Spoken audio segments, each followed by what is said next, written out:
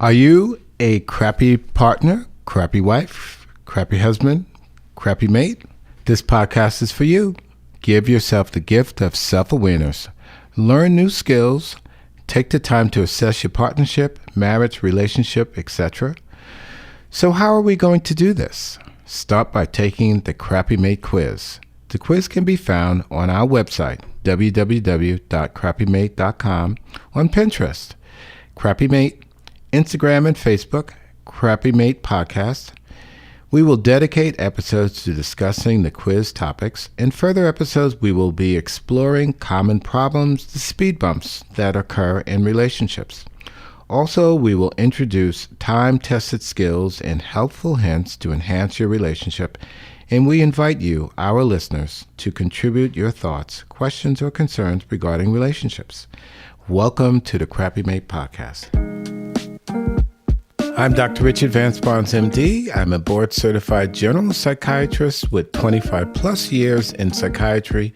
I have treated patients in a variety of settings, both inpatient units, outpatient units, partial hospitalization units, as well as detoxification programs and rehabilitation programs. And I've had a private practice for many, many years. And I'm Barbara Quaid, a marriage and family therapist. I also have over 25 years experience working with families, individuals, and couples. And my life as a therapist has been both humbling and joyful. Before we get started, I'd just like to talk about our disclaimer. The Crappy Mate podcast is designed to be a useful tool to help individuals and couples have happier and healthier relationships. This podcast is not a substitute for individual or couples therapy, and as always, relationships need to be safe. Seek professional help as needed. The Crappy Mate podcast was developed out of hearing years and years of stories and accounts from patients in therapy about their mates and themselves actually being crappy mates and poorly behaving within the relationship. And so this concept was then developed into a podcast of how can we help people to actually improve upon their relationships. And so in order to do this, we developed a quiz. And the quiz, we really thought about some concepts that we thought were important in a relationship. And so the Crappy Mate quiz ended up being a 10-question self-scoring assessment that can be found on our Facebook page. And our Facebook page is aptly named the Crappy Mate Podcast. And along with the quiz, you will find a glossary with the terms we used both in the podcast and on the quiz. And this is so we can all be on the same page. Now, to score the quiz, you will read each question carefully and then ask yourself, do I do this almost always, sometimes, or almost never? And when we thought about this, the scoring is like this. Almost always is worth 3 points. Sometimes 2 points, and almost never 1 point. So once you have your total points, you add them up. And a score of 10 to 17 clearly indicates that one needs improvement. A score of 17 to 24, one has a degree of awareness, but improvement can still be beneficial. And a score of 24 to 30, one is aware, insightful, and acting in a positive manner as it pertains to the relationship.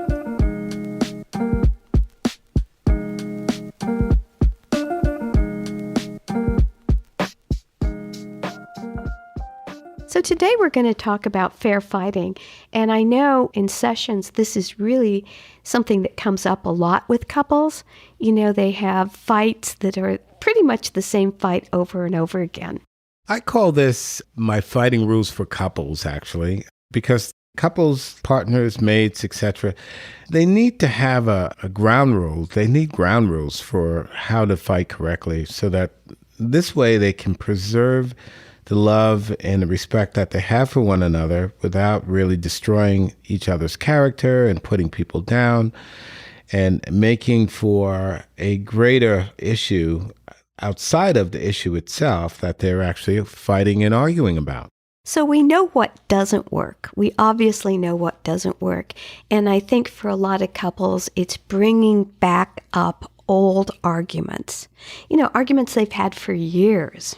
I have a term for that. I call those people that bring up arguments from the past and disagreements from the past, I call them kitchen sink fighters. And the reason why I call them kitchen sink fighters is because they like to throw all of the past issues, pile them way high in the emotional sink, and use those items, those disagreements, those unresolved discussions and controversies to fight with their partner with. What'll happen essentially is that you'll have an issue at hand that you are arguing with your partner, mate, spouse with, and suddenly you'll hear things from the past. Oh, you did that 3 weeks ago, 4 years ago when you were arguing with me. You said this, you said that. And it seems as though these issues from the past have not been resolved. So they keep coming forward into the present day argument and relationship. And along with that, people use words like always and never. So you are always like this, or you never help me with such and such. And so that adds to the kitchen sink. It does. And in most cases, it infuriates the partner that has been called, you always do this, or you never do this. In some ways, I look at that as being somewhat disrespectful as well, because how can anyone be 100% always or 100% never? That just simply doesn't happen in most cases. However, during the heat of an argument, we will say all sorts of things about our partners. I think that's right. We're at our worst when we're arguing like that. And then we bring out the worst in our partner at the same time. Because they need to defend themselves if you're saying you always do this or you never do that. It comes to mind also some of the couples that I've had in therapy in which, one of the partners is a kitchen sink fighter. And it's just amazing how many items are piled into that sink of disagreement. It really comes down to whether or not you want to reserve and keep the love that you have for your partner, the respect that you have for your partner, your mate, your spouse, etc. Learning how to fight correctly is really a key aspect into maintaining the love that you have and resolving the conflict in a way that preserves the respect that you have for one another. And since none of us took Relationships 101, most of us don't know that there are better ways to resolve issues. Barbara, when I think about resolving issues, I have a blueprint, and I call it the fighting rules for couples. I believe you had termed it fair fighting, but the essence of it has some key elements to it that I would like to bring about and discuss with our listeners here today. First and foremost, try to avoid being a kitchen sink fighter. If you have issues that you've dealt with in the past, they should remain in the past, and you should have resolved those, because if you don't resolve those issues from the past, how are you going to ever go forward into the future? So that's number one, stick to the issue at hand.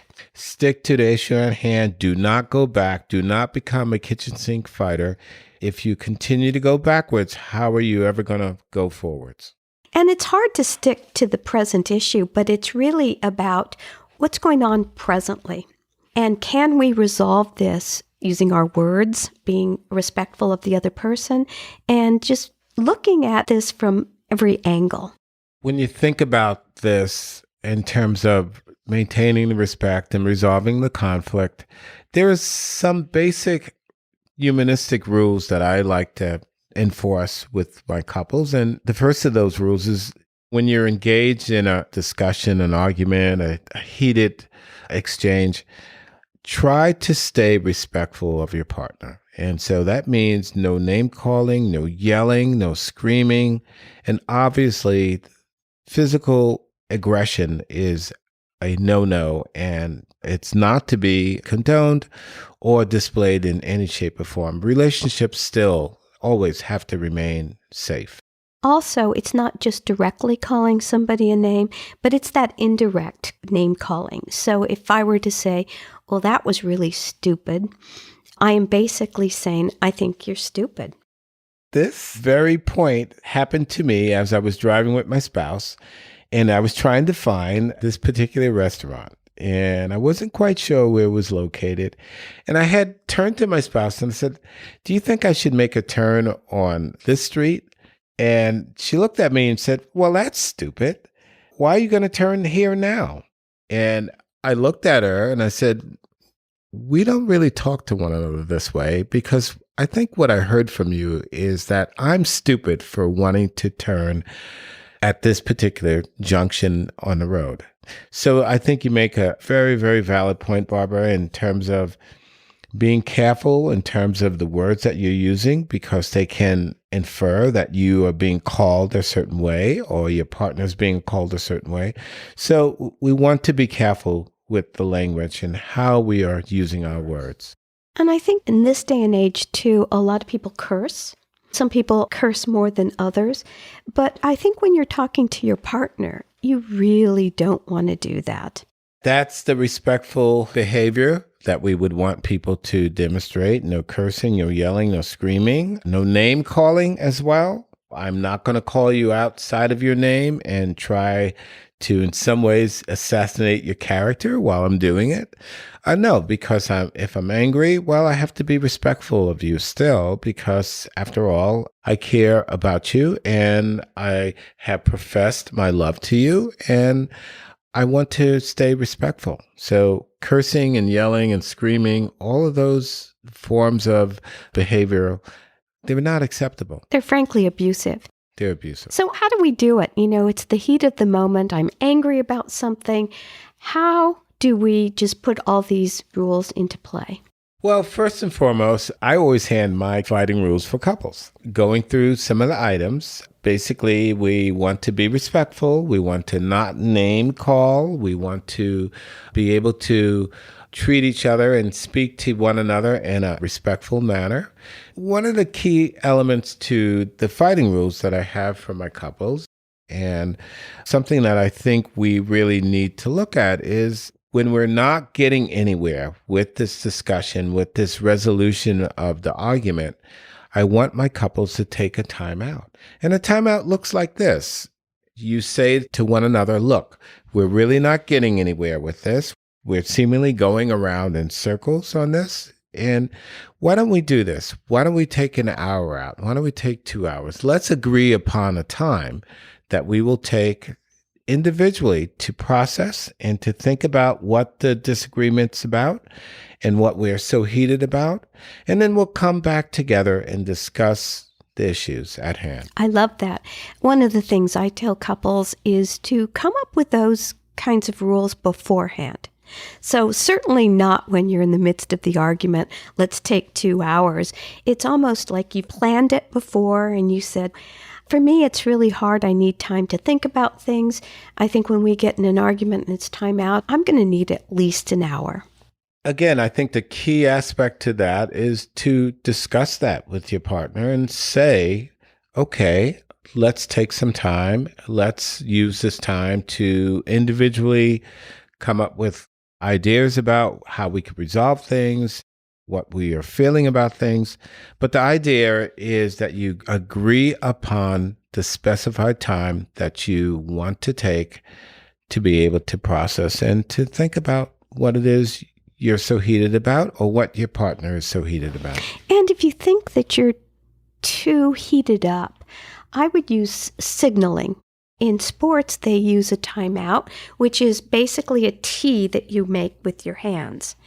And so that signals to the other person, I need a timeout. I think it's important to really have that timeout. What I find most often is I get reports in therapy about how a couple will be discussing something and they really can't come to a resolution. And one of the partners will just take off and say, "Look, I can't resolve this right now. I don't want to discuss it any further." And they'll take off to another room, another area of the house. They may even leave the home. They may go into the bathroom and shut the door and lock the door because of that, frequently I will hear in response is, oh no, we are not going to leave this scene right now. We're going to resolve this the way we need to resolve it right now. We're not going to put this off. There are feelings on both sides of this equation in terms of the distancer, the person who is trying to get away, and then the pursuer who is trying to pursue and track down and get to the bottom of this and finish off this argument. And that really is a tinderbox, actually. That's why it behooves us to think about these things beforehand and talk about having timeouts and how long it would take and how to come back peacefully together and discuss whatever it is that is the discussion for the day. The comeback is really, in my opinion, the most important, because when you come back, you need to show your partner, show your mate, your spouse, etc., show them that you have been listening and that you are respectful of what their opinion is. In most cases, what I tell my couples to do, my patients to do, is to state what your partner's concerns are first and be clear about what it is they may be having a problem with. And so when you do that first, when you come back after your timeout, it really shows that you've been listening and that you are concerned with how they're feeling, and you're being respectful for what their concerns are, what their issues are with you.